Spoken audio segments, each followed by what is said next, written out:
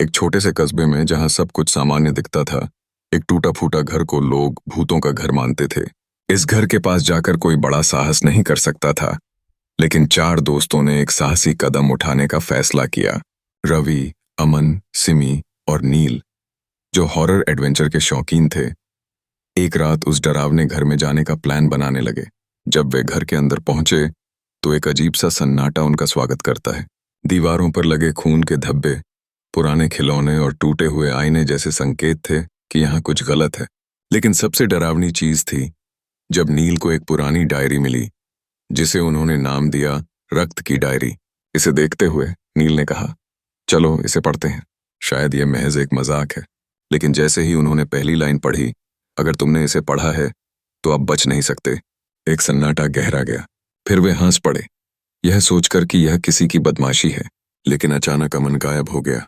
सुबह हुई और डायरी में एक नया पन्ना था। अमन अब इस दुनिया में नहीं रहा। सिमी के चेहरे पर डर की लकीरें साफ दिखने लगीं।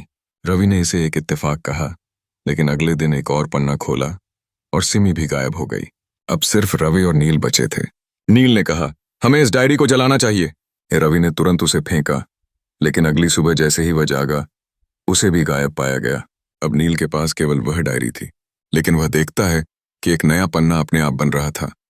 नील ही वो बच्चा है जिसने इस डायरी को 20 साल पहले बनाया था। लेकिन उसके चेहरे का रंग उड़ गया।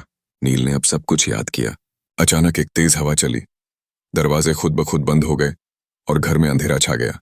वह अब अकेला था, अपनी ही बनाई हुई दहशत का सामना कर रहा था। आज भी उस घर में हर रात वह डायरी खुलती है और किसी नए नाम की तलाश में रहती है।